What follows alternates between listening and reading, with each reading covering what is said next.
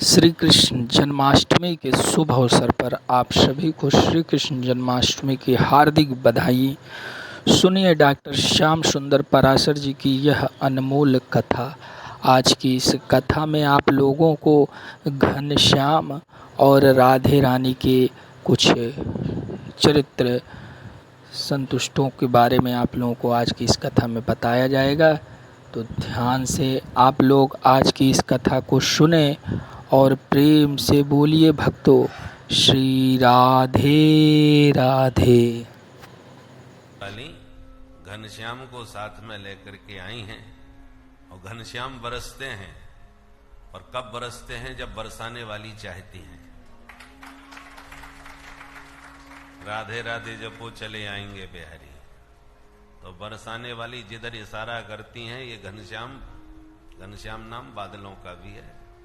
हमारे मुरली मनोहर घनश्याम भी सांवले हैं, ये ऊपर वाले घनश्याम भी सांवले हैं। और ये दोनों ही एक कृपा बरसाते हैं, एक जल बरसाते हैं। और बरसाते तभी हैं जब कोई बरसाने वाला हो। तो हम लोग जो कृपा बरस रही है, इसमें अपने आप को खूब भिंगो दें, एकदम इसमें सराबोर कर दें, तभी उस कृपा की सार्थकता है। कृपा तो बरस रही है, परंतु होता क्या, बरसात तो बराबर होती है। लोटा भी भर जाता है, कटोरा भी भर जाता है, बाल्टी भी भर जाती है। अब कटोरा ये कहे कि बरसात ने हम लोगों के साथ भेदभाव कर दिया। क्या किया? बोले बाल्टी को ज्यादा जल दिया, हमको कम दिया, बाल्टी को ज्यादा दिया। तो वो बेचारा ना समझ, ये समझ ही नहीं पा रहा। तो बरसात ने कोई भेद नहीं किया, तेरे पात्र में ही कमी है, जो इससे ज्यादा तुझको मिल ही नहीं सकता। बरसाने वाली तो कृपा बरसा रही है, तेरा पात्र तो बड़ा हो, तेरे पात्र में इससे ज्यादा आ ही नहीं सकता। बोलो राधे राधे।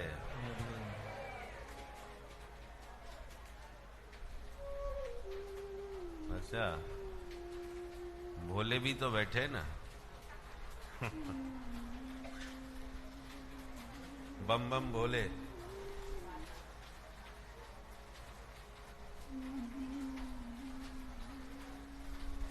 तो आप लोग अब एकाग्रचित्त होकर के, सावधान होकर के श्रवण करें।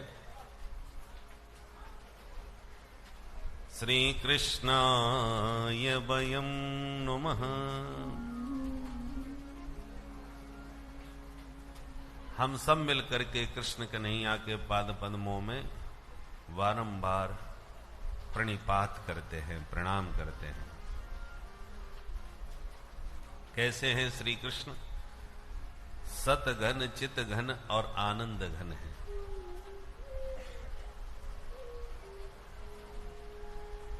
घन का अर्थ होता है घनीभूत, ठोस। एक तो घन बरसने वाले होते हैं बादल, और एक घन होता है ना कूटने वाला, जमीन को कूट करके ठोस बनाया जाता है। तो भगवान है सत घन, माने विशुद्ध सत स्वरूप है, जिसमें असत का प्रवेश नहीं हो सकता। चित माने ज्ञान, भगवान ज्ञान घन है, वहां अज्ञान का कोई प्रवेश नहीं हो सकता। आनंद घन है, जहां दुख, कष्ट, क्लेश, शोक का कोई प्रवेश नहीं हो सकता। इसलिए तीनों को मिला के भगवान है सच्चिदानंद घन। बोल सच्चिदानंद भगवान। विश्वोत्पत्त्यादि हेतवे, सारा विश्व उन्हीं से उत्पन्न हुआ है, उन्हीं में स्थित है और उन्हीं में लीन हो जाएगा। जिनकी चरण शरण ग्रहण करते ही तापत्रय विनाशाय, दैहिक दैविक भौतिक सारे ताप संताप समाप्त हो जाते हैं। ऐसे प्रभु के पाद पद्मों में हम बारंबार प्रणाम करते हैं। व्यासनंदन भगवान परमहंस परिव्राजकाचार्य सुखदेव जी का स्मरण ध्यान बंदन करके यह परम पावन कथा नैमिषारण्य में सूत जी महाराज सौनकादि 88,000 ऋषियों को श्रवण करा रहे हैं। सौनक जी कथा सुनने में बड़े निपुण कुशल हैं। कथामृत रसास्वाद कुशल, इसलिए अग्रणी श्रोता हैं, प्रधान श्रोता। श्रोता तो 88,000 है, पर प्रमुख सौनक जी हैं। जैसे आप लोगों ने अपने प्रतिनिधि रूप में भैया जी को मुख्य श्रोता के रूप में परीक्षित रूप में नियुक्त किया, भाई जी को परीक्षित द्वय विराजमान है। ऐसे कोटि सूर्य समप्रभ सूताख्या ही कथा सारम मम कर्ण रसायनम। हे सूत जी महाराज, हम लोगों का हृदय घोर अज्ञान के अंधकार से भरा हुआ है और आपके पास करोड़ों सूर्य के समान दिव्य ज्ञान का भंडार है, प्रकाश है। अपने उस ज्ञान की किरण हमारे कर्ण कुहरों में डालिए ताकि हमारा अज्ञान रूपी तिमिर ध्वस्त हो जाए, और कृपा करके बताएं कि भक्ति, ज्ञान, वैराग्य और विवेक को बढ़ाने के लिए वैष्णव लोग करते क्या है। घोर कलयुग आ गया है महाराज, कठिन काम कोई नहीं कर सकता। इसलिए भगवत प्राप्ति का जो सरल से सरल साधन आप समझते हो, वो कृपा करके आज हमें बताएं। कृष्ण प्राप्ति करम सस्वत साधनम तद बदाधुना।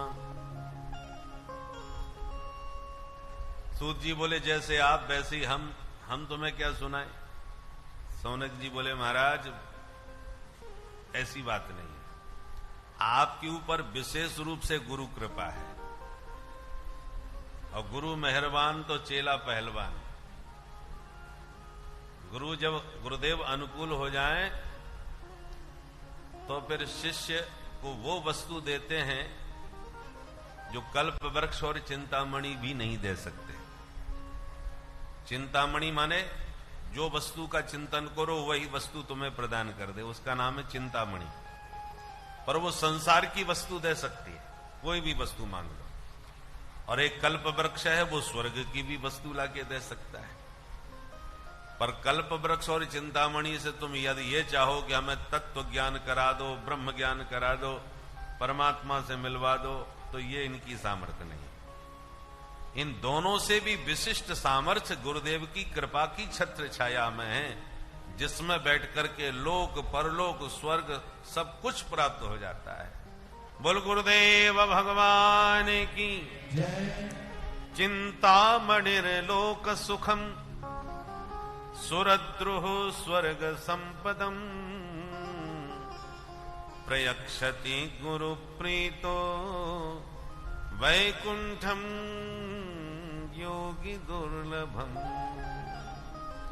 तो ऐसे विशेष गुरुदेव भगवान की कृपा के आप पात्र हैं, अतः वो कृपा प्रसाद हमें भी प्रदान करें। सूत जी बड़े खुश हो गए। महात्माओं, तुम्हारे मन में जो मेरे प्रति अपार श्रद्धा है, प्रीति है, उसको देखते हुए मैं तुम्हें समस्त शास्त्रों का सार ही आज सुनाऊंगा। सावधान तया शृणु, बहुत सावधान होकर के आप सुनिएगा। काल व्याल मुखग्रास त्रास निर्णास हेतवे श्रीमद्भागवतम शास्त्रम कलौ कीरेण भासितम। देखो, इस संसार का नाम है मृत्युलोक। संसार किसे कहते हैं? संसरती इति संसार, जो सरकता जा रहा है। संसार में कोई भी वस्तु, व्यक्ति स्थिर नहीं है, कोई भी वस्तु शाश्वत नहीं है, सब सरकने वाली है। हमारे दादा नाना जो वयोवृद्ध थे, जिनकी गोदी में हम खेला करते थे, हमारे देखते देखते सरक गए, और न जाने कितनों को हमने धीरे धीरे सरकते हुए जाते हुए देखा, जो अब नहीं दिख रहे। कितने लोग सरक गए। ऐसे हम भी सरकते जा रहे हैं। पहले हम बच्चे थे पर बचपना सरक गया, जवान हुए जवानी भी सरक गई, बुढ़े हो गए बुढ़ापा भी सरक गया, और एक दिन बुढ़ापा के साथ साथ हम ही सरकते हुए चले गए। इसलिए इसका नाम है संसार। संसरती, संसरती माने सनई सनई गच्छति, इति संसार। ये धीरे धीरे चला जा रहा है। यहां पर कोई ना परमानेंट, परमानेंट कोई नहीं। कैसे कैसे दिग्गज हुए, रावण कुंभकर्ण जैसे, हिरण्याक्ष हिरण्यकश्यपु जैसे, और सब सरक गए। इसलिए सबको इस संसार में मौत का भय सदैव बना रहता है। काल ब्याल मुखग्रास, काल रूपी ब्याल, ब्याल माने सांप, काल रूपी महासर्प के मुख में हम सब बैठे हुए हैं। कब किस क्षण किसको गटक जाए कोई पता नहीं। इसलिए मौत का भय सबको सताता है, कब क्या हो जाए। अभी आपने देखो तुर्की में भूकंप आया, अच्छे भले सब आराम कर रहे थे। एक क्षण पहले किसी ने सोचा होगा कि अगले क्षण क्या होने वाला। देखते देखते लोगों की समाधि बन गई। कोई स्थान गारंटी के साथ आपको सुरक्षा नहीं दे सकता कि यहां आप बिल्कुल सुरक्षित हैं। संसद भवन में भी आप सुरक्षित नहीं है भाई। बोलो राधे राधे। कोई जगह सुरक्षित नहीं है इस संसार में। बोलो राधे राधे।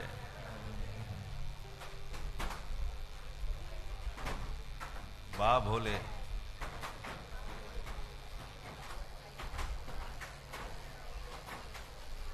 ये तो तगड़ी कृपा बरस रही है भाई।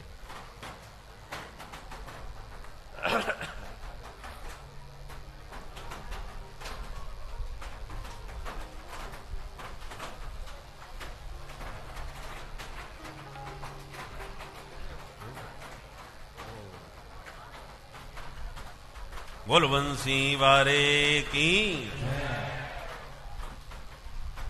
श्री गोवर्धननाथ की, गिरिराज धरण की, गिरधारी भगवान चक्वमणिर महान, ब्रह्मरातो विचार्यैवं तदा देवांजहासः। साग सब्जी वाले को तुम धोखा दे सकते हो। सब्जी बेचने वाले के पास मणि का पत्थर था, उसे मालूम ही नहीं, वो तो पत्थर ही मात्र समझ रहा था। अब वो मणि का पत्थर था, उसको लगा ये चमकीला पत्थर है बस। उसकी महिमा मालूम नहीं था कि ये मणि। जोहरी ने देख लिया। अब वो कहे कि बाबा ये पत्थर हमको दे दो, तो वो धोखा खा जाएगा। तुम क्यों लेना चाहते हो, कितने में लोगे? बोले महाराज आपको, आपसे मैं आपकी जितनी साग सब्जी जो बेच रहे हो वो सब मैं खरीद लूंगा इस पत्थर के बदले। हो सकता है बोले यार सारी सब्जी बिक रही है एक बार में, इस पत्थर का मैं क्या करूंगा। वो दे सकता है, क्योंकि उसके महत्व को नहीं जानता, उसके बारे में उसे कुछ पता नहीं। वो तो पत्थर का टुकड़ा समझ रहा था, तो दे देगा। परंतु किसी सराफे बाजार में वही मणि रखी हो तो आप उसको धोखा नहीं दे पाएंगे। वो जोहरी है, वो सब जानता है कि इसका क्या मूल्य है। तो भागवत जो दिव्य मणि है, इसकी महिमा को सुखदेव जी जैसे परमहंस जानते हैं। और कोई होता तो धोखा खा जाता है, पर सुखदेव जी सद्गुरु वैद्य हैं। वो इस मणि की कीमत को, महत्व को समझते हैं। इसलिए उपमा दी, क्व कांचक क्व मणिन महान। ये तुम जो दे रहे हो स्वर्ग का अमृत, ये कांच का टुकड़ा है। चमकता तो ये भी, कांच भी खूब चमकता है, और मणि भी चमकती है। डुप्लीकेट माल में चमक ज्यादा होती है। डुप्लीकेट महात्मा होंगे, वो ज्यादा तामझाम बनाते हैं। सीधे सरल महात्मा तो जंगलों में पड़े हैं, कोई वो 100 पीस नहीं बनाते हैं, उनको मतलब ही नहीं है दुनिया से। जिसको कुछ आकर्षण बनाना है, दुनिया से कुछ पाना है, वो दुनिया को बातों में प्रभावित करे। महात्मा तो गाली देकर और भगा देते हैं। उन्हें न प्रभावित करना है, न तुमसे कुछ चाहिए। आप देखिए, नकली हीरा है कितना चमकता है, असली से ज्यादा चमकता है। नकली घी है, ज्यादा खुशबू मारता है। तो ये जरूरी नहीं है कि जो चीज चमक रही है वो महत्वपूर्ण ही होगी। उस बहुत चमकती चीज में जो नासमझ लोग हैं वो प्रभावित होते हैं, बुद्धिमान नहीं। तुलसी देख सुबेश भूलहि मूढ़ न चतुर नर। बुद्धिमान व्यक्ति प्रभावित नहीं। इसलिए सुखदेव जी ने देवताओं को फटकार के भगा दिया कि उठाओ अपना अमृत और भाग जाओ यहां से। तुम श्रद्धा से श्रोता बन के आए होते तो तुम भी बैठ के चुपचाप सुन लेते, परंतु ना, देवता सुनने के लिए ही नहीं आए थे। सुनना तो चाहते थे, इसलिए खरीद रहे थे, परंतु चूंकि वीआईपी है, हम स्वर्ग के देवता और ये मरने वाले मानव, इन मरण धर्मा मनुष्यों के बीच में हम स्वर्ग के देवता बैठे के कथा सुनेंगे तो पोजीशन डाउन हो जाएगी, हमारी गरिमा गिर जाएगी। तो क्या करें? बोले कथावाचक कोई खरीद करके ले चलते। इसलिए ऑफर दिया कि महाराज परीक्षित कोई तो कथा सुना रहे हो, क्योंकि ये मरने वाले हैं 7वें दिन, तो अमृत हम पिलाए देते, इनकी समस्या ही खत्म। इनकी समस्या हम खत्म कर देंगे, बदले में आप हमारे पास चलिए और हमें कथा सुनाइए। सर्वे श्रीमद्भागवतामृतम। और कोई होता तो प्रभावित हो करके चला जाता। कोई मंत्री जी आकर के हमसे कहे, अरे ये तो पंडित लोग हैं, सब कथा सुनते ही रहते, तुम तो हमारे बंगले में चल के कथा सुनाओ। और मुख्यमंत्री जी यदि कह दें कि चलो तुम तो हमारी विधानसभा में आकर के कथा सुनाओ, सब कौन प्रभावित नहीं हो जाएगा? ब्यास जी कहेंगे भैया माफ करना, तुम्हें तो हम चाहे जब सुनाते रहेंगे। बोलो राधे राधे। अभी कथा हमारी निश्चित हो गई थी, सब तैयारी भी हो गई थी, और हमारे योगी जी का फोन आया उत्तर प्रदेश कि आपको ये तारीख हमको देनी है, 15 मई हमारे गोरक्षधाम में, गोरखपुर में हमारी प्राण प्रतिष्ठा में। प्रसन्न हो गए भाई। अब जिसकी तारीख थी उससे कहा कि भाई तुम तो इधर उधर चाजब कर लो। मुख्यमंत्री जी का टेलीफोन आया तो उनको समय दे, बोले हाँ हमारा ठीक है, ऐसी बात है। तो उन्होंने भी संशोधन कर लिया। तो भैया कौन नहीं चाहता कि कोई विशिष्ट व्यक्ति कथा सुने, कोई भी प्रभावित हो जाएगा। सुखदेव जी ने मना क्यों किया? उसका कारण एक ही था। सुखदेव जी ने सोचा ये देवताओं की जो सोच है वो बड़ी निम्न है। एक देवादिदेव महादेव शिव शंकर हैं जो पक्षियों के बीच में बैठ के कागभुसुंड जी से राम कथा सुनने पहुंच जाते हैं, और ये तुच्छ देवता है जो मानवों के बीच में, ऋषि मुनियों के बीच में भी बैठ के कथा सुनना पसंद नहीं कर रहे। कथावाचक को इसलिए खरीद रहे हैं कि तुम कथा तो हमें सुनाओ, पर इनके संग में बैठ के नहीं सुनेंगे। और इसलिए सुखदेव जी ने डांट दिया देवताओं को, अभक्तास्तांश विज्ञाय न ददौ स कथामृतम श्रीमद्भागवती वार्ता सुराणामपि दुर्लभा। सुखदेव जी ने डांट के देवताओं से कहा कि तुम श्रद्धा से कथा सुनने आए होते तो तुम्हें भी बैठा के प्रेम से सुनाता, पर सौदागर बन के आए हो, वो भी ठगने के लिए, कांच दे के मणि लेने आए हो, इसलिए तुम्हारे अंदर न श्रद्धा है न कथा की महिमा का ज्ञान है। इसलिए भाग जाओ यहां से अपना अमृत लेकर के। न ददौ स कथामृतम, कथामृत देवताओं को नहीं दिया और डांट के भगा दिया। श्रीमद् भागवती वार्ता सुराणाम अपि दुर्लभा, ऐसी ये देव दुर्लभ दिव्य कथा है। किसी वस्तु का या व्यक्ति का जब तक महत्व ज्ञान न हो तब तक हमारी उसमें श्रद्धा नहीं होती। इसलिए सबसे पहले भागवत का महात्म्य सुनाया जाता है कि जो भागवत आप सुन रहे हो पहले इसकी महिमा समझ लो, इसका महत्व समझ लो कि देवता अमृत लेके आए तब भी उन्हें भगा दिए गए, नहीं मिला उन्हें ये कथामृत जो आज हमको आपको सुलभ हो रहा है। बोल भागवत भगवान की जय। सौनक जी ने कहा जब इतनी जोरदार ये कथा है, देव दुर्लभ है, तो आप 7 दिन में ही फटाफट क्यों सुनाते हो? 15 दिन में सुनाओ, 1 महीने में सुनाओ, मास पारायण करो। 7 दिन में ही सुनने की परिपाटी कहां से प्रारंभ हो गई? तब सूत जी कहते हैं ऋषियों, इस सप्ताह विधि का जो प्रचलन है वो सनक सनंदन सनातन सनत कुमार जी ने नारद जी को सुना के प्रारंभ किया। सोनक जी हाथ जोड़ के बोले, महाराज जी हमने तो ऐसा सुना है कि नारद जी तो 2 घड़ी से ज्यादा ठहरते ही नहीं, महाघुमक्कड़ महात्माएं घूमते ही रहते हैं। तो नारद अस्यास्थिरस्य च, जो अस्थिर नारद हैं, जो एक जगह स्थिर रहते ही नहीं, उन्होंने भागवत कहां सुनी और क्यों सुनी? थोड़ा ये बात विस्तार से समझाओ। सूत जी कहते हैं अच्छा सुनो।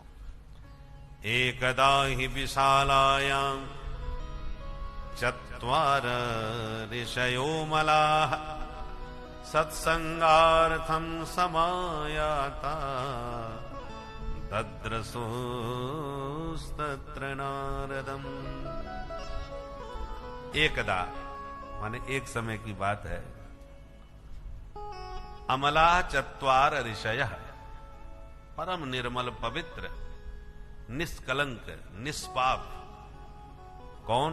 सनक सनंदन सनातन सनत कुमार, ये चारों भाई बद्री विशाल में, विशालायाम माने बद्री विशालापुरी में सत्संगार्थम, चलो बैठ के कहीं सत्संग करें, इस भावना से विचरण कर रहे थे कि कोई बढ़िया महात्मा मिले तो बैठ के सत्संग करें। बोलो राधे राधे। क्योंकि चारों का कथा ही जीवन है, कथा मात्रैक जीवन। कोई मिल गया तो कथा सुनते हैं, और पूरा दिन में कोई नहीं मिला तो 4 में से 1 वक्ता बन जाता है, 3 श्रोता बन के बैठ जाते हैं, घर का सत्संग चालू। ऐसे ये सत्संग प्रेमी महात्मा थे। तो बद्रीनाथ में घूम रहे थे कि दद्रसुस्तत्र नारदम, अचानक नारद जी दूर से आते दिखाई पड़े। चारों खुश हो गए, चलो अब बैठ के सत्संग करने का आनंद मिलेगा। नारद जी तो बहुत अच्छे महात्मा है, पर जब पास में जाके देखा तो नारद जी की शकल पे पूरे 12 बज रहे थे, बुरी तरह परेशान, चिंता में डूबे भागे जा रहे थे। चारों भैया हैरान कि दूसरों की चिंता दूर करने वाले बाबा आज स्वयं चिंता में डूबे भागे कहां जा रहे? इनका क्या लुट गया भाई? तो चारों ने प्रश्न किया, कथम ब्रह्मन दीन मुख कुतश्चिंता तुरो भवान त्वरितम गम्यते कुत्र कुतश्चागमनम तव इदानीं शून्य चित्तोऽसि गतवित्तो यथा जन तवेदं मुक्त संगस्य नोचितं वद कारणम्। भो ब्रह्मन कथम दीन मुख। अरे नारद जी महाराज आपका मुंह कैसे लटक रहा है? त्वरितम गम्यते कुत्र, ये भागे भागे आप जा कहां रहे हैं? और कुतश्चागमनम तव, इस समय आगमन आपका कहां से हो रहा है? इदानीम शून्य चित्तोसी, इस समय आपका मुख बिल्कुल चिंता में डूबा हुआ, शून्य चित्त। एक आदमी होता है ना खोया खोया सा, कौन आ रहा है कौन जा रहा है कोई दिखाई ही नहीं पड़ रहा, वो न जाने कहां खोया हुआ है, उसको कहते हैं शून्य चित्त। व्यक्ति का चेहरा उसकी मनस्थिति को बता देता है। आप प्रसन्न हैं तो चेहरा अलग दिखाई पड़ेगा, आप परेशान हैं तो अलग, चिंता में डूबे हैं, ये सब चेहरा है ना अंदर की सारी बात बता देता है कि व्यक्ति की स्थिति कैसी है। इसलिए पूछा कि महात्मा जी, आप दूसरों की चिंता दूर करने वाले हैं, आज स्वयं चिंता में इस प्रकार डूबे जा रहे हैं कि हम तुम्हारे निकट आ गए फिर भी आपने हमको देखा नहीं, आप न जाने कहां खोए हो गए। नोचितम बद कारणम, आप जैसे संतों को इस प्रकार चिंता में डूबा रहना बिल्कुल उचित नहीं है। व्यक्ति बीमार होता है तो भाग के डॉक्टर के पास आता है, पता चला डॉक्टर साहब स्वयं बीमार पड़े। अब बोलिए बेचारा मरीज कहां जाए। ऐसे संसारी लोग परेशान होते हैं तो संतों के पास आते हैं, महाराज जी हमारी परेशानी दूर करो। पता चला महाराज जी खुद परेशान बैठे हैं, तो संसारियों का क्या होगा।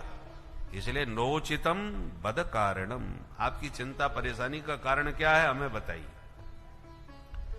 तब नारद जी ने सनकादिकों को नमन करते हुए कहा, बड़े भैया मैं बहुत परेशान हूं, क्यों हूं वो सुनिए। महाराज मैं आपकी तरह सत्संग प्रेमी महात्मा हूं, मैं भी सत्संग का बहुत प्रेमी हूं, और भारत भूमि के अतिरिक्त कहीं ये सत्संग का आनंद मिलता नहीं। इसलिए मैं भारत भ्रमण पर निकला कि चल के भारत में किसी संत के साथ बैठ के सत्संग करें, पर भारत के सारे तीर्थों में घूमा। कहां? पुष्करम च प्रयागम च काशीम गोदावरीम तथा हरिक्षेत्रम कुरुक्षेत्रम श्रीरंगम सेतु बंधनम एवमादिषु तीर्थेषु भ्रममाण इतस्ततः। इन सारे तीर्थों में मैंने भ्रमण किया, परंतु कहीं भी चित्त को चैन नहीं मिला।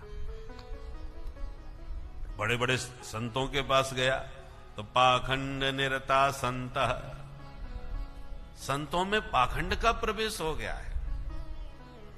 संत पाखंडी होते जा रहे हैं और गृहस्थ लोग अपने धर्म से च्युत होते जा रहे हैं। तरुणी प्रभुता आ गए, नई बहू आ गई, बस उसी के हाथ में पूरा चलावा चलता है। घर में वयोवृद्ध बुजुर्गों को कोई महत्व नहीं दिया जाता है, कोई उनकी पूछ ही नहीं करता। स्थिति ये हो गई है कि बहू भी तभी तक सास ससुर को संभालती है जब तक तिजोरी की चाबी अपने हाथ नहीं लगी, और जहां सारे अधिकार हाथ में आए सो स्वामी जी के कान में मंत्र फूकना चालू कर देती हैं, सुनो जी आपके लिए मैं माता पिता सखी सहेली भाई बंधु घर परिवार सब छोड़ के आ गई, अब मैंने छोड़ दिए तो आप भी छोड़िए, बस हम दो और हम दो, हमारे दो, बाकी सबकी छुट्टी करो। तो तरुणी प्रभुता गे है श्यालको बुद्धिदायक। सलाह परामर्श यदि लेना हो तो ससुराल से साले साहब बुलवाए जाते हैं, उनकी सलाह से ही घर में कुछ होता है, वो बुद्धि प्रदाता है, श्यालको बुद्धिदायक है। लोभ लालच गृहस्थों में इस हद तक पहुंच गया है कि बेटा बेटियों का भी विवाह नहीं करते बल्कि सौदा करते हैं जितने में जहां पट जाए। कन्या विक्रयणो लोभात दंपति नाम च कलकदम, बेटा बेटियों का भी सौदा होता है। पहले लोग संबंध करते थे तो आप उसमें समधी बन करके गले मिलते थे। समधी का अर्थ क्या होता है? धी माने बुद्धि, बुद्धि और विचार, बुद्धि की जो विचारधारा है जिनकी समान हो, बराबर एक सी, उसका नाम है समधी। पर बुद्धि विचारधारा मिले या ना मिले पर लेन देन में मेल बैठ जाए वही समधी बन जाता है। तो विचारों के वैमनस्य में विचारधारा तो मिलाते नहीं है, जिसके कारण दंपति नाम च कलकनम, पति पत्नी में विवाह होते ही कलह प्रारंभ हो जाता है। पति कहता है सेवा करो, पत्नी ने कहा कि मैंने तो तुम्हें खरीदा है, तुम्हारे बाप को मुंह मांगा दाम दिया है, तो मैं क्यों सेवा करूं, मैं तो सेवा कराऊंगी। बोलो राधे राधे। तो दंपति नाम च कलकनम, दाम्पत्य जीवन में घोर कलह मचा हुआ है।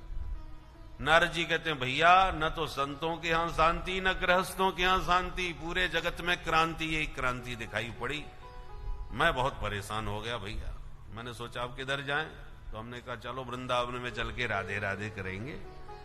ऐसा सोच के मैं तो वृंदावन भाग आया, और जो वृंदावन में आश्चर्य देखा वो भी सुन लो महाराज।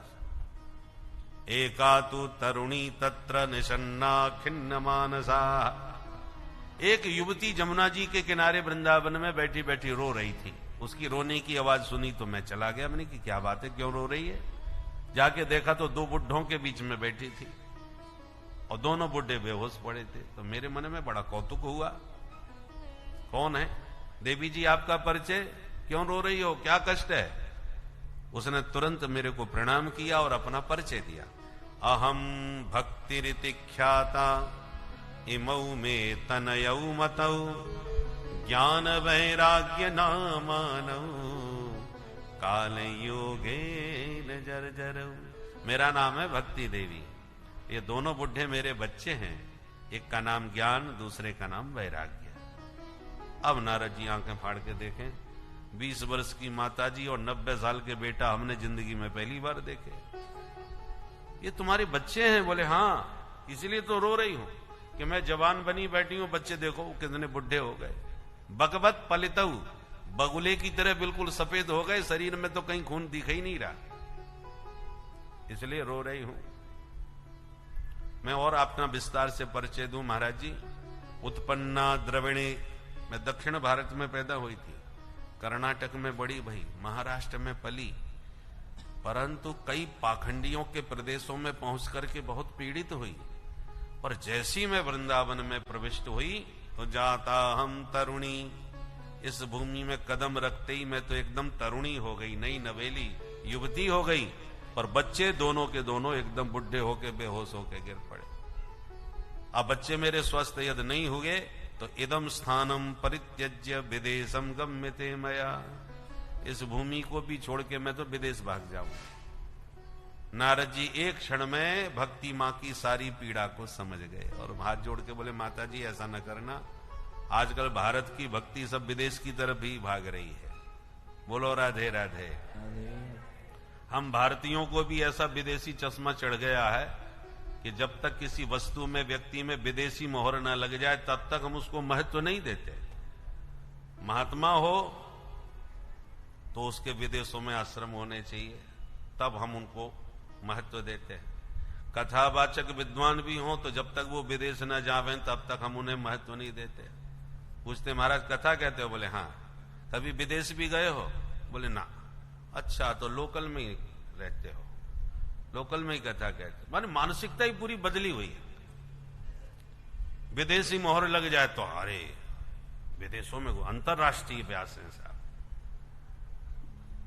तो इसलिए वक्ता लोग अंतरराष्ट्रीय जरूर लिखते हैं, भले ही वो नेपाल गए हो, क्योंकि मोहर लगना बहुत जरूरी हो गया है।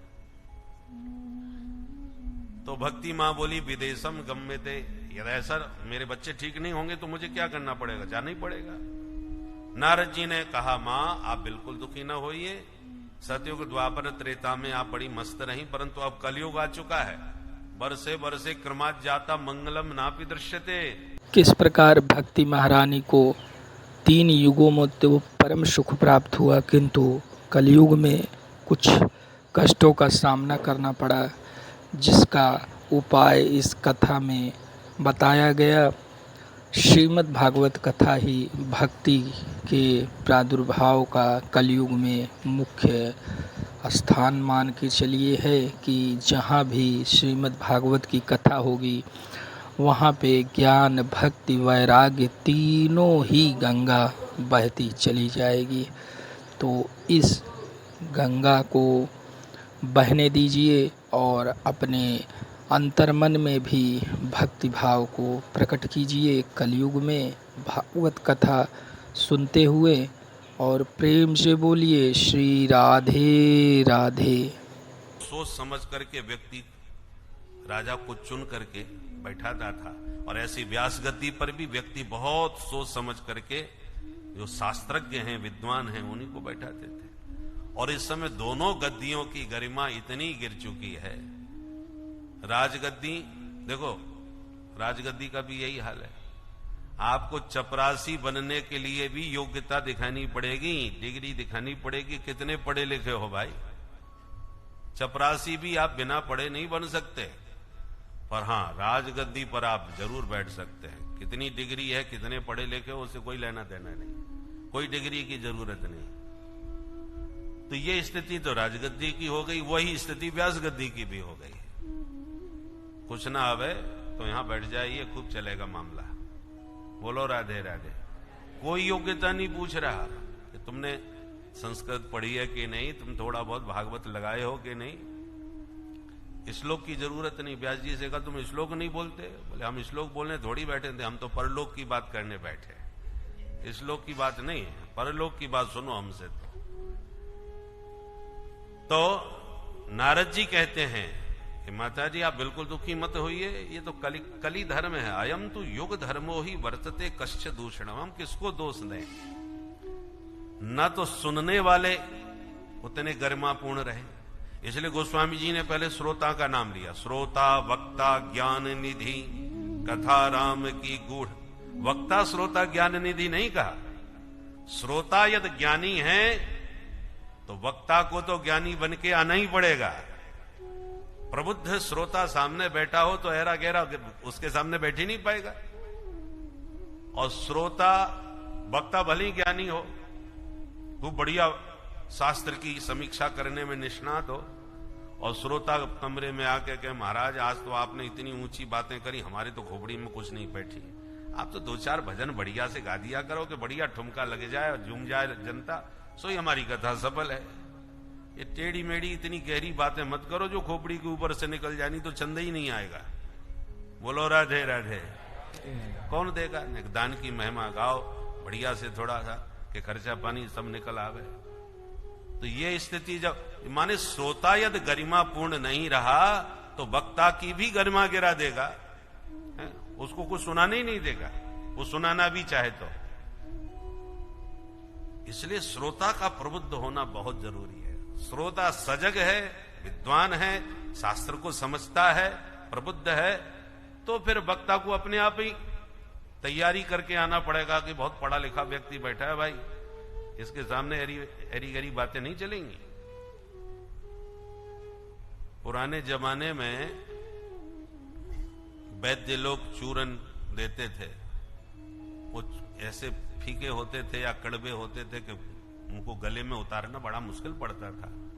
तो कह देते अच्छा थोड़ा शहद में मिला करके चाट लेना, तो शहद के सहारे चूरन लोग चाट लेते थे और फायदा हो जाता था। उसी प्रकार श्रोताओं की गरिमा जब गिरी, पहले लोग सीधे सीधे पन्ना पलट करके कथा सुनाते जाते थे, लोग श्रद्धा से सुनते थे, परंतु अब वो जमाना खत्म हो गया। लोगों को सूखी सूखी कथा पसंद नहीं आई, तो आचार्यों ने कहा ठीक है थोड़ा इसमें संगीत का शहद मिला दो। संगीत का शहद मिला करके भागवत की औषधि चटाओ, तो मिलाना चालू कर दिया। परंतु धीरे धीरे स्थिति ये आ गई कि दवा गायब हो गई, शहद ही शहद लोग पिलाने लग गए, दवा नजर ही नहीं आ रही। भागवत कथा भागवत की होती है, सप्ताह ज्ञान यज्ञ लिखा भी जाता है, परंतु ये समझना कठिन हो जाता है कि भागवत हो रही है कि भजन संध्या हो रही है।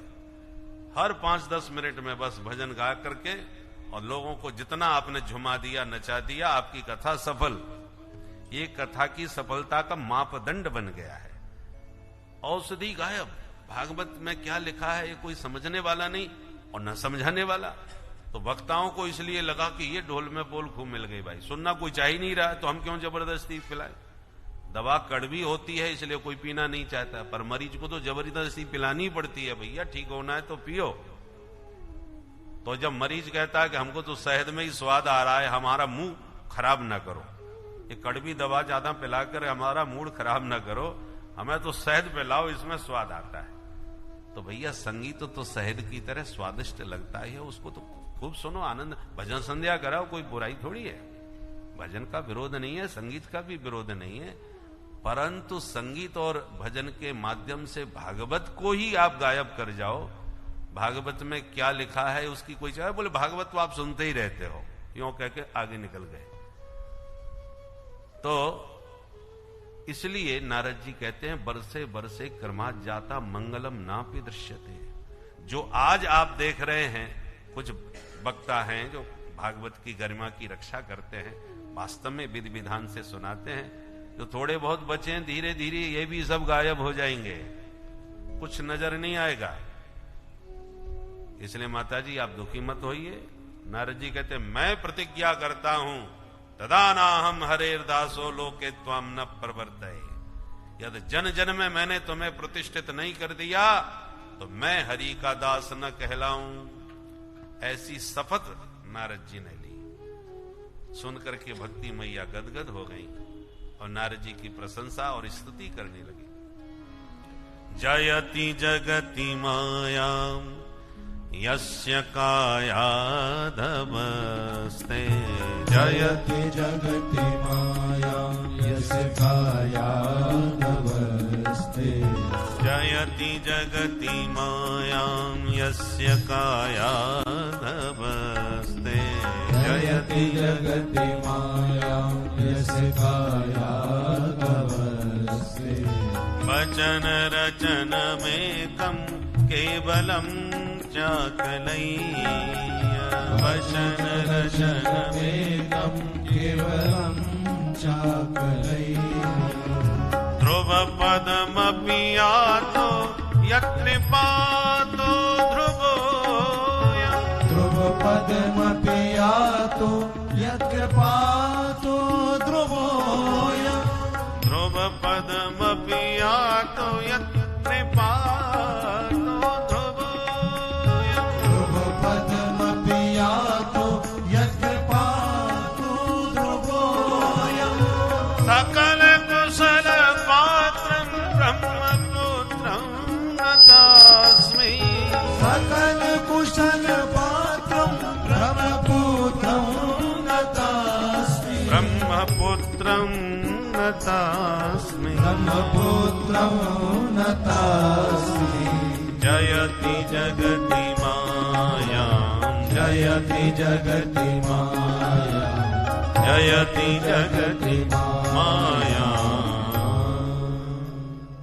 तो नारद जी की स्तुति करने लगी भक्ति मां की जयति। नारद जी आपकी खूब जय जयकार हो। आपके ही वचन पर विश्वास करके कयाधु पुत्र प्रहलाद जी भक्तों में शिरोमणि हो गए। आपके ही बताए मार्ग पर चल करके ध्रुव जी महाराज ध्रुव तारा बने, आकाश में दे दीप्यमान हो गए। तो जैसे ध्रुव प्रहलाद पर आपने कृपा करी महाराज, ऐसी मेरे इन बच्चों पर भी कृपा कर दो, इनको स्वस्थ कर दो। नारद जी ने कहा देवी वृथा खेदयसे बाले अहो चिंता तुरा कथम। श्री कृष्ण चरणाम भोजम स्मर दुखम गमिष्यति। नारद जी ने कहा देवी जी आप इतनी दुखी क्यों हो रही हो? चिंता को छोड़ो और हरि के चरणों का चिंतन करो। हरि स्मृति ही सर्व विपद विमोक्षणम। हरि का नाम संकीर्तन सारी आपदा विपदाओं को दूर कर देता है। कैसे भयंकर पत्थर से बरस रहे थे, नाम संकीर्तन किया, ठाकुर जी गिरधारी से प्रार्थना किया, हे गोवर्धन नाथ थोड़ा उठा लो गिरधारी गोवर्धन। भगवान की कृपा से शांति हो गई। तो ठाकुर जी का नाम सारी आपदाओं को दूर करता है। इसलिए आइए मिलकर के मस्ती में गाइए। ब्रज के नंद लाला श्री राधा जू के सांवरिया। सब दुख दूर हुए जब तेरा नाम लिया। ब्रज के नंदला सभी गाइए। राधा जो के सांवरिया। सब दुख दूर हुए जब तेरा नाम लिया। ओ सब दुख दूर हुए जब तेरा नाम लिया। ओ सब दुख दूर हुए जब तेरा नाम लिया। मीरा पुकारे तुम्हें गिरिधर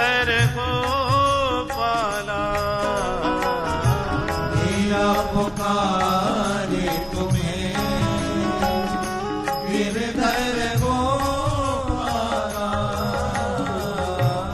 बन गया अमृतमय विष का भरा प्याला।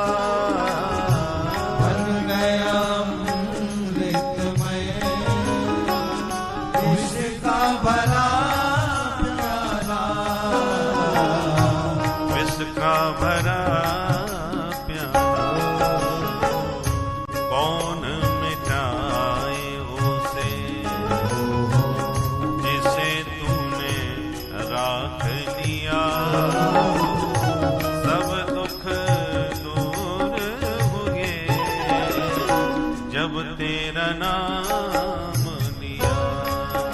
ओ ब्रज के नंदलाला श्री राधा जो के सावरिया।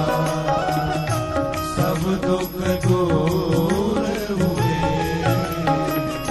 जब तेरा नाम श्री राधे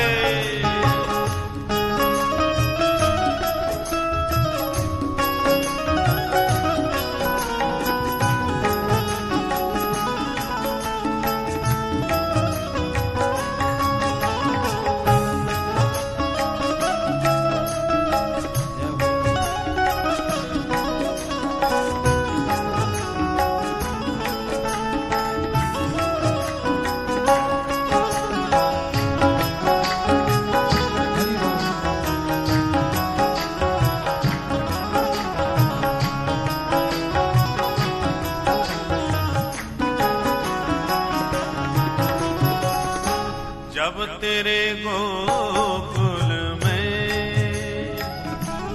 आई विपदा भारी। जब तेरे गोकुल में आई विपदा भारी। एक इशारे पे सारी विपदा टारी।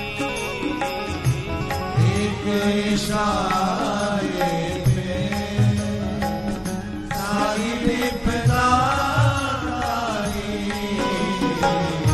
सारी विपदा टारी। मुड़ गया गोवर्धन जिसे तूने उठा लिया। सब दुख दूर हुए जब तेरा नाम लिया। ओ ब्रज के नंदलाला श्री राधा जो के सावरिया। सब दुख दूर हुए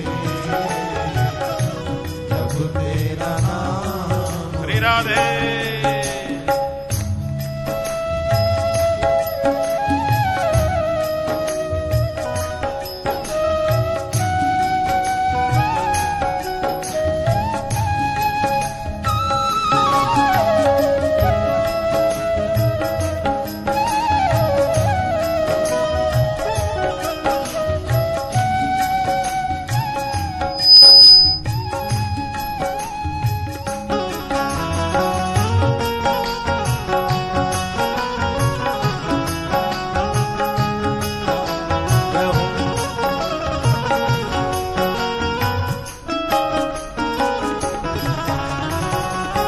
नैनों में श्याम बसे मन में बनवारी। नैनों में श्याम बसे मन में बनवारी। सुध बिसराए गई मुरली की धुन प्यारी। सुध बिसराए गई मुरली की धुन प्यारी। बंसी की धुन प्यारी।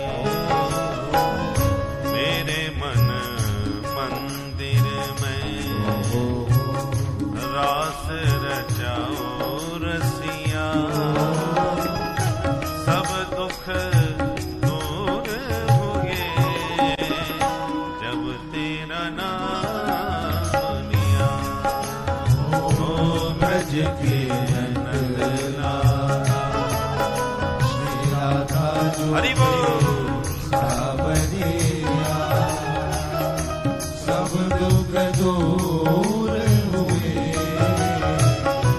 जब तेरा नाम लिया। ओ सब दुख दूर हो गए जब तेरा नाम लिया। ओ सब दुख दूर हुए जब तेरा नाम। श्री राधे हमारो धन राधा श्री राधा श्री राधा। हमारो धन राधा श्री राधा श्री राधा। ओ परम धन राधा श्री राधा राधा राधा। हमारो धन राधा श्री राधा राधा राधा। बरसाने वाली राधा राधा राधा राधा राधा। बरसाने वाली राधा राधा राधा राधा राधा। मोहन की प्यारी राधा राधा राधा राधा राधा। मोहन की प्यारी राधा राधा राधा राधा। राधे हमारो धन राधा श्री राधा श्री राधा। श्री राधा श्री राधा। परम धन राधा श्री राधा श्री राधा। परम धन राधा श्री राधा श्री राधा। प्राण धन राधा राधा राधा राधा राधा। प्राण धन राधा राधा राधा राधा राधा। जीवन धन राधा राधा राधा राधा राधा। धन राधा राधा राधा राधा राधा। हमारो धन राधा श्री राधा श्री राधा। हमारो धन राधा श्री राधा श्री राधा। परम धन राधा श्री राधा श्री राधा। धन राधा श्री राधा श्री राधा। जीवन धन राधा श्री राधा श्री राधा। धन राधा श्री राधा श्री राधा। वृषभान दुलारी राधा श्री राधा श्री राधा। तुम्हारी राधा श्री राधा श्री राधा श्री राधा श्री राधा श्री राधा श्री राधा श्री राधा श्री राधा श्री राधा श्री राधा। बोल राधा रानी की जय जय श्री राधे। तो नारद जी ने समझाते हुए कहा, देवी दुखी न होइए। श्री कृष्ण चरणाम भोजम स्मर दुखम गमिष्यति। गोविंद के चरण कमलों का स्मरण करो, दुख अपने आप ही दूर भाग जाएगा। और इतना आश्वासन दे करके नारद जी ने ज्ञान वैराग्य को जगाने में प्रयत्न प्रारंभ किया। ज्ञानम प्रबुद्धताम शीघ्रम रे वैराग्य प्रबुद्धताम। दोनों का हाथ पकड़ के जोर से उनके कान में चिल्लाते हुए कहते हैं, भैया ना ज्ञान खड़े हो जाओ, वैराग्य भैया जाग जाओ। दोनों को खूब हिलाए, खूब चिल्लाए, पर कोई फायदा नहीं हुआ। अब चिंता हो गई। मैंने भक्ति मां को वचन दिया है कि मैं इनको ठीक करके रहूंगा, ये तो बिल्कुल ठीक नहीं हो रहे। मामला सीरियस है, बिना औषधि के ठीक नहीं होंगे। तो दवा पिलानी चाहिए। कौन सी दवा पिलाऊं? तो वेद वेदांत घोषश्च गीता पाठिर मुहुर्मुहु। नारद जी ने वेद सुनाए, वेदांत उपनिषदें सुनाई और बारंबार गीता का पाठ सुनाया, भगवत गीता। थोड़ा सा होश तो आया दोनों भाइयों को, पर आंख खोल के चारों तरफ देखने लगे और थोड़ी देर में फिर आंख बंद करके बेहोश हो गए। अब नारद जी को चिंता हो गई कि इतना हैवी डोज देने पर भी इनको फायदा नहीं हो रहा। वेद वेदांत गीता से बढ़कर और क्या होगा?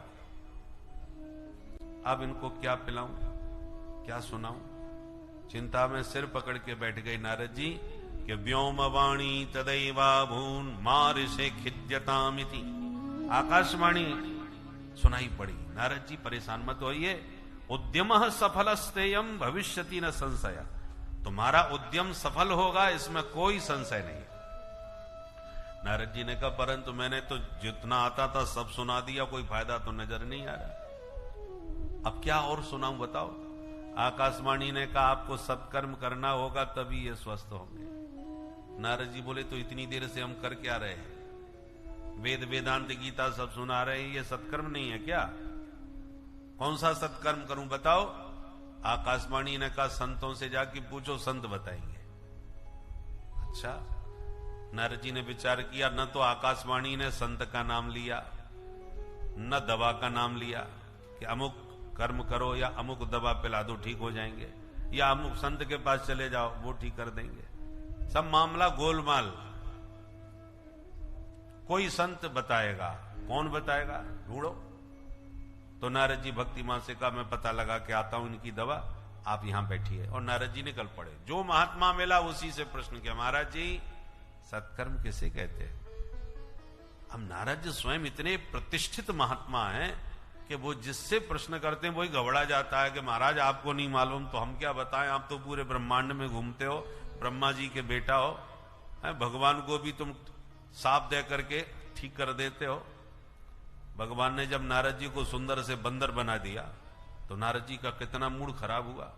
देहों साप के मरे हों जाई, और अंत में भगवान को साप दे के छोड़े कि मेरे को, अरे मेरा विवाह हो जाता तुम्हारा क्या बिगड़ जाता? अरे नहीं बना, अपनी सुंदरता नहीं देनी थी तो न देते, कम से कम बंदर तो न बना देते। हमारी बेइज्जती समाज में करा दी तुमने, सुंदर की जगह बंदर बना दिया, हमको पता ही नहीं लगा। तुमने मेरे को नारी के लिए रुलाया तो मैं भी साथ देता हूं, नारी के विरह में तुम रोते फिरोगे। जिससे मेरा विवाह होना था उसको तुम उठा के लेके वहां पे दूल्हा बन के आके मैं भी साथ देता हूं, तुम्हारी पत्नी का भी हरण कोई करेगा। तुमने मुझे बंदर बनाया तो मैं भी साथ देता हूं कि बंदर ही तुम्हारे सहायक बनेंगे। 3 शाप दे दिए महाराज। तो जो भगवान को भी न छोड़े, इतने खतरनाक महात्मा, इतने प्रतिष्ठित महात्मा, और वो किसी से पूछे सत्कर्म किसे कहते हैं तो किसकी हिम्मत है जो उन्हें जवाब दे? तो हर महात्मा हाथ जोड़ रहे, अरे महाराज जी आपको हम क्या बताएंगे, महाराज जी बड़े परेशान, कोई बता ही नहीं रहा। तो जिनकी बहुत ख्याति थी, जगत गुरु महामंडलेश्वर, उनके पास गए, बहुत नाम सुन के आया हूं महाराज, आपको जरूर पता होगा सत्कर्म किसे कहते हैं। अब हजारों उनके चेला बैठे, उनके बीच में गुरुजी से प्रश्न कर दिया। गुरुजी चक्कर में पड़ गए कि मना करूंगा कि मुझे नहीं आता तो बेइज्जती हो जाएगी चेलाओं में।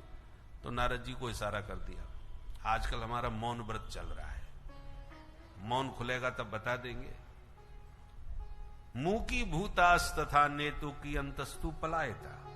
बहुत से लोग मौनी बाबा बन गए। बहुत से लोगों ने अपने चेलाओं से कहा कि नारद जी कुछ प्रश्न लेके आ रहे, हमने ऐसा सुना है, कह देना गुरुजी नहीं है। पलायन कर गए। अब नारद जी समझ गए हमको कोई जवाब नहीं देने वाला, तो अब हम किसी से पूछते ही नहीं है, और सीधे बद्रीनाथ में चल के भगवान नर नारायण से पूछ के आएंगे, जो भगवान के ही साक्षात स्वरूप हैं। सो महाराज मैं प्रश्न करते करते परेशान हो गया, जवाब नहीं मिला, तो मैं फिर उसी चिंता में डूबा हुआ बद्रीनाथ में भगवान नर नारायण को खोज रहा था। सो वो दोनों तो मिले नहीं, आप चारों रास्ते में मिल गए। तो आपने हमारी चिंता का कारण पूछा, हमने अपनी राम कहानी सुना दी। अब हमारा प्रश्न आप चारों से ही है, वही है, बताइए सत्कर्म किसे कहते हैं? सनकादिक बोले राम राम, इतनी मामूली सी बात पर इतने परेशान हो रहे हो? मां चिंताम कुरुदेवर से हर्षम चित्ते समावह। अब बिल्कुल चिंता छोड़िए, अब प्रसन्न हो जाइए, क्योंकि जिस उपाय को तुम खोज रहे हो वो हमारे पास है। उपाय सुख साध्योत्र वर्तते पूर्व एव ही। क्या नाम है उस सत्कर्म का? सनकादिक बोले सत्कर्म कोई और नहीं, श्रीमद् भागवतालाप सतुगीत शुकादि भी। श्रीमद् भागवत महापुराण ही वह दिव्य सत्कर्म है जिसके श्रवण करते ही ज्ञान वैराग्य स्वस्थ मस्त होके मैया के साथ ताता धैया करके नाचने लगेंगे। देखना, क्योंकि श्रीमद् भागवत क्या है? सतु गीत है, बड़ा मधुर गीत है। किसने गाया? शुकादि भी। सुखदेव जैसे परमहंसों की वाणी से गाया हुआ ये मधुर गीत है। सम्यक्तया जैसे गाया जाए वही संगीत है। भागवत को गीत कहा, इसलिए आप गा सकते हैं। भागवत के श्लोक संगीतमय भागवत होती है, तो भागवत के श्लोकों को संगीतमय गाओ।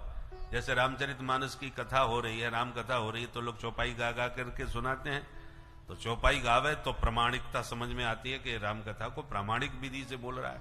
और कोई राम कहानी सुनावे, एक भी चौपाई ना गावे, तो वो राम कथा कैसी लगेगी सोचो। ऐसे भागवत को गायन करो, भागवत के श्लोकों को गाओ, तो पता चला कि हाँ भागवत सुन रहे हैं हम। श्लोक एक भी ना हो, परलोक की यही बातें करके या भजन के माध्यम से कोई पूरा करे, तो क्या वो भागवत कहलाएगी? बोलो राधे राधे। इसलिए सतु गीत शुकाद भी, संगीत के साथ बढ़िया गाओ भागवत के इन श्लोकों के। क्योंकि सूत जी कह रहे हैं कि ये सनकादिक नारद जी से कहते हैं ये सुखदेव जी का संगीत है। सुखदेव जी ने सबसे पहले इसको गाया है। परंतु सनकादिक के वचन सुन के नारद जी बोले आपकी बात में हमें कुछ दम नजर नहीं आ रही। क्यों भाई? नारद जी कहते हम भी पढ़े लिखे हैं,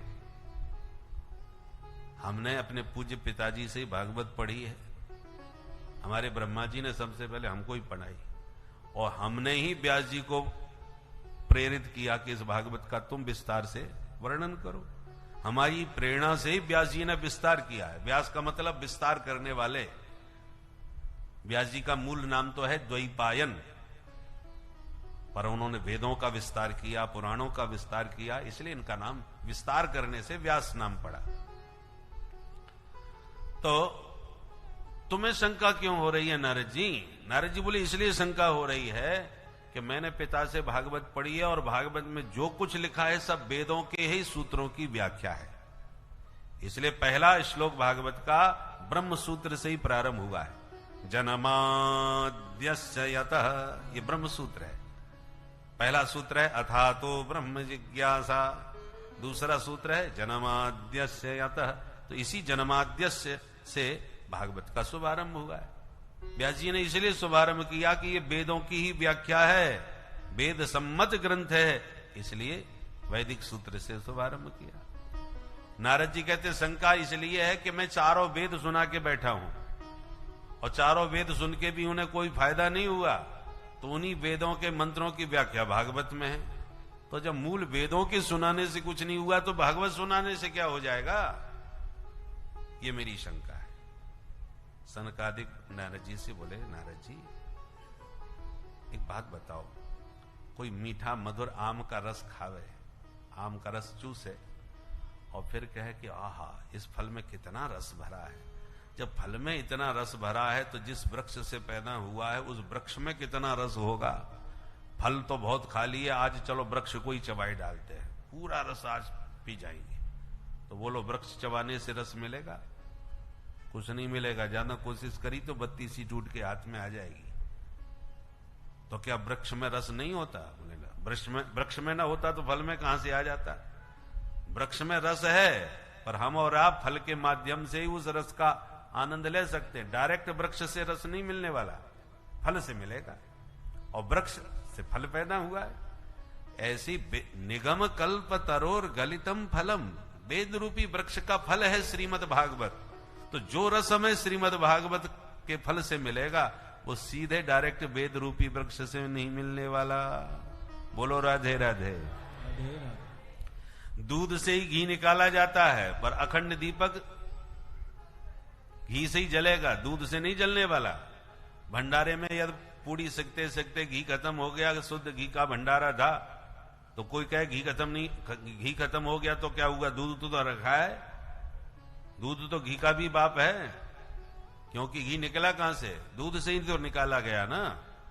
तो जिस दूध से घी निकला है और जो काम घी कर सकता है वो दूध क्यों नहीं करेगा? बोले नहीं करेगा साहब, दूध का अपना महत्व है, पर वो घी की बराबरी नहीं कर सकता। गन्ना का रस ही शुगर फैक्ट्री में शक्कर बन जाता है, पर जो मिठाई शक्कर डाल के बनेगी वो गन्ना के रस से नहीं बन पाएगी। ऐसे अनेकों उदाहरणों से जब नारद जी को समझाया सनकादिकों ने, तब नारद जी की शंका निर्मूल हुई और हाथ जोड़ के बोले बड़े भैया एक बात आज हमने समझ ली। क्या?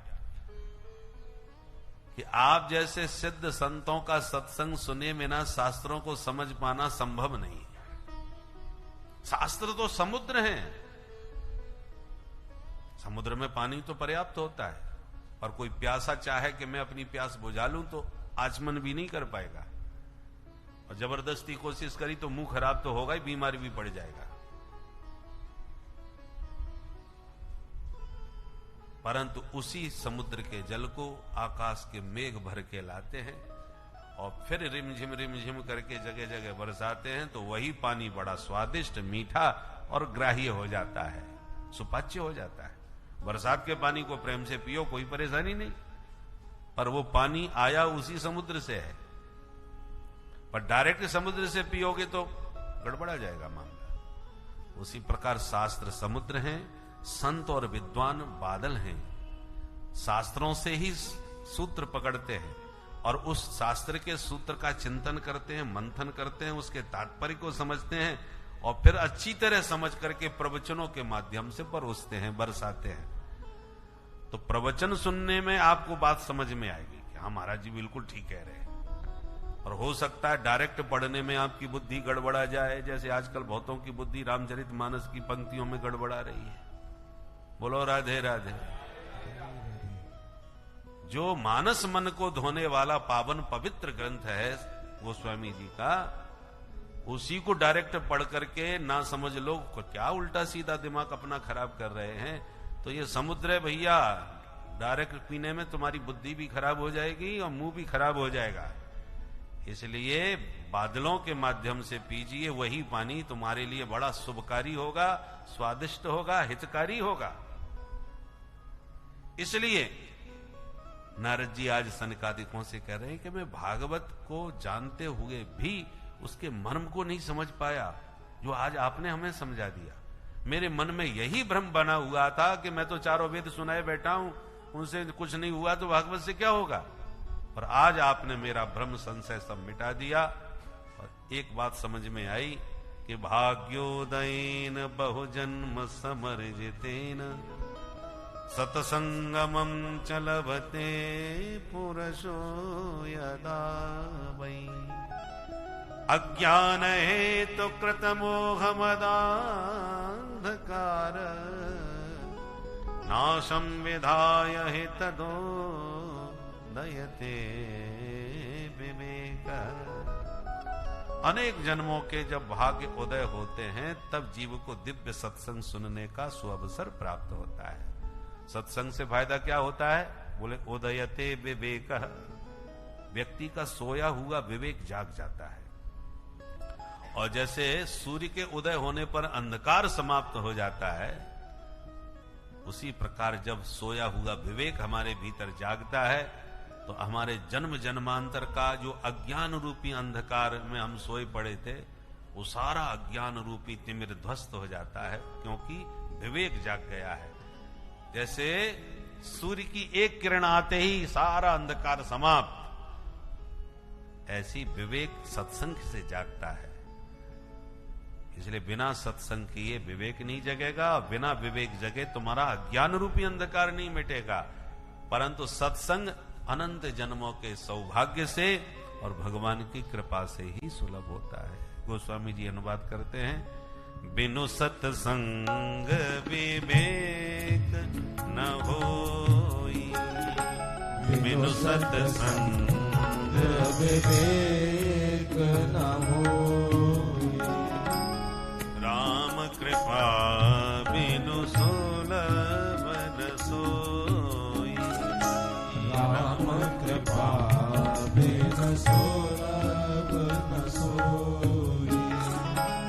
आवत यही सर अति कठिनाई, आवत यही नो आव न जाई, राम कृपा बिनु आव, कृपा बिनु आव, कृपा बिनु आव न जाई। भगवान की कृपा जब तक नहीं होगी, आप आना भी चाहो तो नहीं आ पाओगे। बहुत से लोग 7-7 दिन की छुट्टी लिए बैठे रहते हैं कि हम तो पूरी भागवत सुनेंगे सामने बैठ करके। छुट्टी भी ले लेते हैं, सारी व्यवस्था भी बना लेते हैं, और जैसी कथा में चलने को हो गया कि आज पहला दिन है, चलते हैं, कि समधी साहब आ गए। अब नया नया बेटी का विवाह हुआ है, नए नए समधी हैं, अब उन्हें छोड़ के जाएं तो संबंध न गड़बड़ा जाए। अब उनकी खातिरदारी में लगना पड़ा। कैसे आना हुआ? बोले साहब एक विशेष कार्य के लिए आए थे कानपुर में, तो हमने सोचा चलो समधी जी से मिल सके, केवल 3-4 दिन की बात है। गई कथा। अब संबंध देखें कि कथा देखें, तो कोई ना कोई गृह कार्य नाना जंजाला। सच कहा है गुरुदेव भगवान ने कि भक्ति करते समय बहुत से नाना प्रकार की व्याधियां हमको घेर ही लेती हैं, जो हमको पूर्ण रूपेण मन से भक्ति नहीं करने देती। मन बार बार इधर उधर भागता है, लेकिन वेद शास्त्र ने हमें, आप लोगों को एक मार्ग भी बताया है कि जब मन इधर उधर साधना पथ से भागे तो आप मन को बार बार रोकिए, फिर भागे फिर रोकिए।